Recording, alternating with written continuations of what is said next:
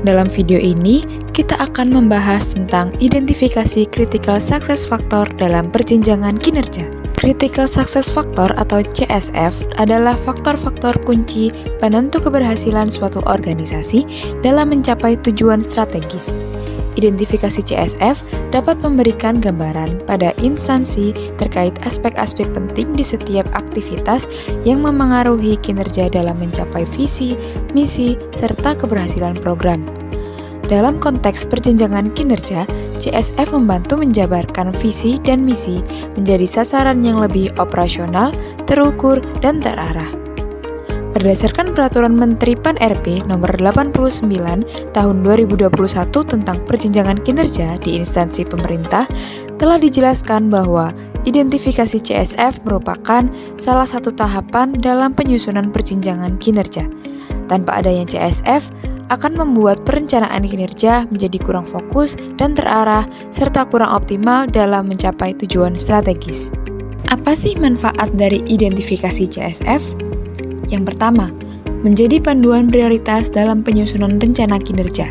Yang kedua, memastikan program dan kegiatan selaras dengan visi, misi, dan tujuan organisasi. Yang ketiga, membantu identifikasi indikator kinerja utama yang relevan dan dapat meningkatkan kualitas perencanaan kinerja. Yang terakhir, meningkatkan efektivitas monitoring dan evaluasi kinerja. Selanjutnya, tahapan identifikasi CSF dalam perjenjangan kinerja. Yang pertama, menentukan outcome atau hasil yang ingin dicapai. Penentuan outcome memerlukan kesepakatan bersama dan harus berdasarkan data yang valid. Yang kedua, menentukan critical success factor yang dibutuhkan untuk mencapai outcome, yaitu menentukan aspek apa saja yang benar-benar penting agar tujuan dapat tercapai. Yang ketiga, menguraikan CSF ke kondisi antara sampai kondisi operasional, yaitu kondisi antara menggambarkan capaian antara, sedangkan kondisi operasional menjabarkan aktivitas harian di lapangan. Yang keempat, penurunan ke indikator kinerja. Indikator harus mampu menggambarkan pencapaian kinerja suatu kegiatan atau program dan tujuan dalam bentuk output atau outcome yang dapat diukur. Yang kelima, menerjemahkan pohon kinerja ke komponen perencanaan. Proses ini penting dalam perjenjangan kinerja karena akan memengaruhi distribusi kinerja kepada unit-unit organisasi dan setiap jabatan dalam struktur organisasi.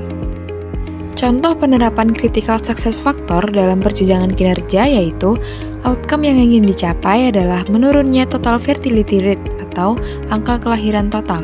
Untuk mendukung tercapainya output tersebut, ditetapkan salah satu CSF atau faktor utama penentu keberhasilan, yaitu meningkatnya penggunaan alat kontrasepsi.